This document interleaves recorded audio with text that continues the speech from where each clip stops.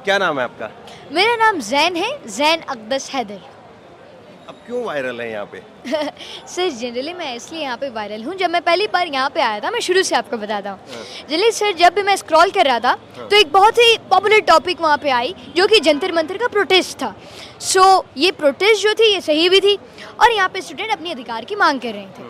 सो जब ये सारी मांगें पूरी हो गई, सो आफ्टर दैट मुझे पता चला कि रांची में भी ऐसा प्रोटेस्ट हो रहा है। मुझे लगा कि यही सेम प्रोटेस्ट यहाँ पे हो रहा है।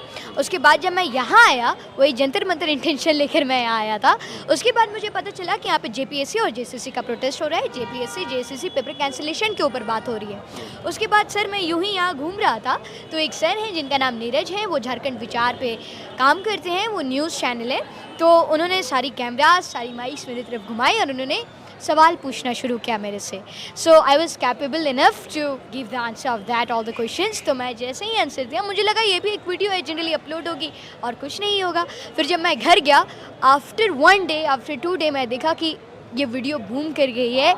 ये वीडियो में बहुत सारे व्यूज़ आ गए हैं, it's across more than lakhs and all. अभी इसमें 7.6 मिलियंस व्यूज़ हैं। और सर ये लड़का जो है वो यहाँ पे बहुत सारे लोग इंटरव्यू ले रहे थे। दरअसल हम लोग आए हुए हैं झारखंड में, रांची में, और रांची में पीछे एक बार कैमरा रोल करके दिखाइए उस तरफ आप। उधर जो है वो प्रोटेस्ट साइट है और ये शाम के 7 बजे का वक्त है और बारिश अच्छी खासी यहाँ पर बारिश हो रही है और वहाँ पर बिजली भी कट गई है और इसीलिए बहुत सारे लोग वो यहाँ आ गए हैं। और जब हम भी यहाँ पर थे तो हमें जो है ये जैन दिखाई दिए और ये 6th क्लास में है। हमें एक छोटा बच्चा मिला था जंतर मंतर पर, वो 6 साल का था, लखनऊ का युवराज, और ये 6th क्लास में है। जैन जी और जैन जी के बाद में ये है जैन अल्फा। जी सर। तो पहले तो जैन जी ही अभी समझ में नहीं आ रहा है लोगों को, सरकारों को, और उसके बाद में अब ये जैन अल्फा जो है वो स्कूलों से निकलने लगे हैं। जैन अल्फा वो कह रहे हैं हमारे स्कूल में कूलर नहीं है, पंखा नहीं है, उसको लेकर के प्रोटेस्ट है और उसको लेकर के अब डीएम को पहुंचना पड़ रहा है। ये शायद देश के इतिहास में पहली बार ऐसा होगा कि जैन अल्फा के किसी प्रोटेस्ट को डील करने के लिए डीएम को पहुंचना पड़ा हो। और यही अपने आप में सबसे बड़ी बात है कि ये जो जैन जी है या जैन अल्फा है वो आने वाले वक्त में किस तरीके से अपने तेवर दिखाएंगे और सरकार कैसे उसके साथ में डील करेगी। फिलहाल तो यहाँ पर जेपीएससी और जेएसएससी का जो है प्रोटेस्ट चल रहा है। ये मैं समझना चाह रहा हूँ आपसे, आप 6th क्लास में हैं। हाँ सर, मैं 6th क्लास में। कौन से स्कूल में पढ़ते हैं आप? मैं Saint John's school English medium में पढ़ता हूँ। क्या एज है आपकी? मेरी एज 13 है। तो अभी तो ये जैन जी लोगों को समझ में नहीं आ रहा है कि जैन जी जनरेशन कैसे आई। बहुत एकदम जंतर मंतर जब प्रोटेस्ट हुआ तो उसके बाद में लोगों ने जैन जी को समझना शुरू किया और जैन जी जो वर्ड है वो पॉपुलर हुआ। हाँ सर। अभी ये जो जैन अल्फा है, आप इतनी जल्दी जो है वो जैन अल्फा वो भी मैदान में आ गए।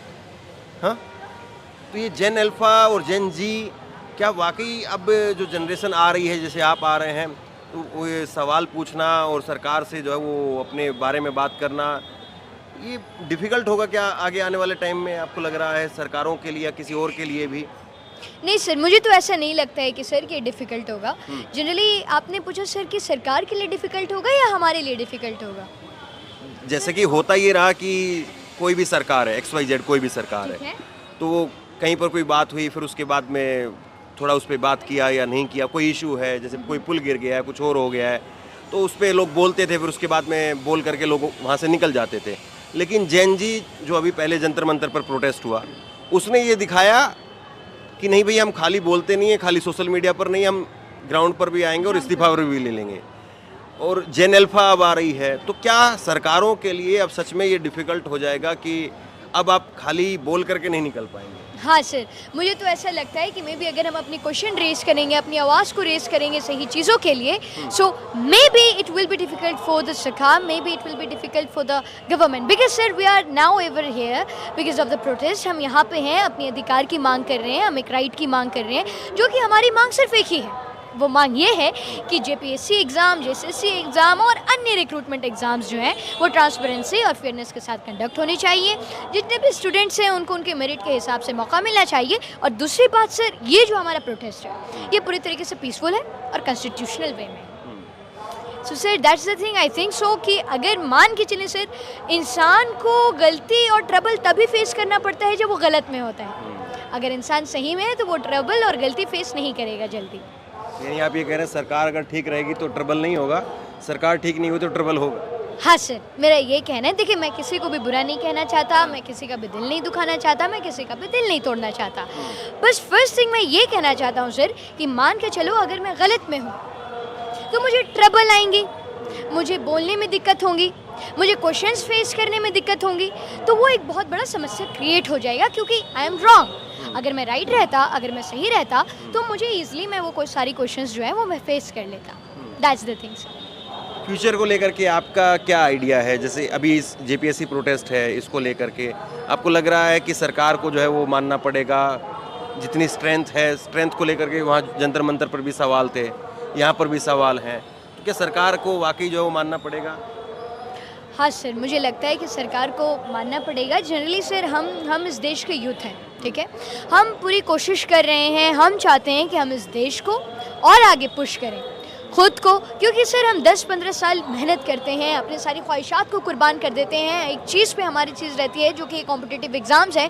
हमारे पीछे बहुत सारी माँ बाप की उम्मीदें रहती हैं, उन उम्मीदों को लेकर इस एग्ज़ाम्स को अटेम्प्ट करते हैं, लेकिन अफसोस हमें नतीजे में क्या मिलता है सर? या तो पेपर लीक हो जाते हैं, या तो पेपर कैंसिलेशन हो जाते हैं, या तो कभी OMR शीट्स आ जाती हैं। तो सर जितने भी न्यूज़ वाले आए मेरे से रिपोर्ट्स लिए, तो मैं यही अपील किया और अभी भी मैं यही अपील करता हूँ माननीय गवर्नमेंट से, माननीय हेमंत सोरेन सर से, कि अगर आप इस वीडियो को देख रहे हैं तो प्लीज़ ये सारी कैंसिलेशन, पेपर लीक्स, इनके ऊपर प्लीज़ सॉल्व करें, बिकॉज ये हमारा भविष्य है, ये सारी एग्ज़ाम्स हमारी भविष्य है। अगर हम इन सारी एग्ज़ाम्स को देंगे तभी हम आगे जाकर कुछ बन सकते हैं, कुछ नया कर सकते हैं। सो सर अगर हमारी एजुकेशन ही रुक जाएगी, ये सारी एग्ज़ाम्स ही रुक जाएंगी, तो फिर हम कुछ बड़ा कैसे करने पाएंगे, कुछ आगे कैसे बढ़ पाएंगे? क्यों एग्जाम्स लीक होते हैं? आपने कोई स्टडी किया है इसको लेकर के? नहीं सर, मैंने तो कुछ ऐसे स्टडी नहीं किया, लेकिन मैं माफ़ी चाहता हूँ सभी लोगों से, शायद इसमें गलती भी हो सकती है। मैंने जितना सुना है सर कि एग्ज़ाम्स पेपर जो लीक्स होते हैं, एग्ज़ाम पेपर्स जो लीक्स होते हैं, सबसे पहली चीज़ तो मैं बोलना चाहता हूँ कि ये लापरवाही की वजह से लीक्स होते हैं। दूसरी बात, मुझे ये भी पता चला है कि जो एग्ज़ाम सीट्स हैं, जो कि पहले मेहनत के ऊपर मिलती थी, एग्जामिनेशन स्कोर्स के ऊपर मिलती थी, अब वो सेल होनी शुरू हो गई है कि हाँ आपकी कीमत इतनी है, 95 लाख आप दे दो, आपको मैं ये नौकरी दे देता हूँ, आपको 20 लाख इतना दे दो, आपको मैं ये नौकरी दे देता हूँ। पास हो फेल हो उससे कोई मतलब नहीं। तो सर एक ये गलत चीज़ है। और सर मुझे जहाँ तक दिख रहा है कि एजुकेशन सिस्टम में एक मुझे दाग नज़र आ रहा है। जनरली सर जो एजुकेशन सिस्टम है वो उसे ख़राब कर रहा है। That's the thing sir I am observing है। और कैसे पेपर लीक रुकेंगे? आपने कोई उस पर स्टडी की है? सर मुझे जहाँ तक लगता है, मेरे ओपिनियन से पेपर लीक्स को रोकने का एक ही तरीका है कि अपनी आवाज़ को उठाएं, अपनी आवाज़ को रेज़ करें, अपनी आवाज़ को गवर्नमेंट तक पहुँचाएं, अपनी आवाज़ को सरकारों तक पहुँचाएं, ताकि वो हमारे ऊपर नज़र करें और इन सारी चीज़ों को सॉल्व करें। और क्या कहेंगे हेमंत सोरेन को, जैसे वैसे आपने अभी अपील की है, हाँ सर। उन्होंने कहा कि हमारे कान भी खुले हुए हैं, आँख भी खुली हुई है, सरकार सुन भी रही है, क्या सुनाएंगे आप? क्या सर मैं यही बोलना चाहूँगा कि अगर आपके कान भी खुले हुए हैं, आंखें भी खुली हुई हैं, तो सर फिर भी हमें ये प्रोटेस्ट करना क्यों हो रहा है? फिर भी हम ये प्रोटेस्ट क्यों कर रहे हैं? अगर आपकी कान खुली हुई है, आपकी आँख खुली हुई है, आपकी आंखें इन सारी चीज़ों को देख रही है, तो अभी तक तो ये सारी चीज़ें हो जानी चाहिए। अभी तक तो हम अपने घर में आराम से रहते। तो ये सारी चीज़ें सर अभी पूरी नहीं हुई है। दैट मीन्स मुझे लगता है कि ये झूठा दावा है।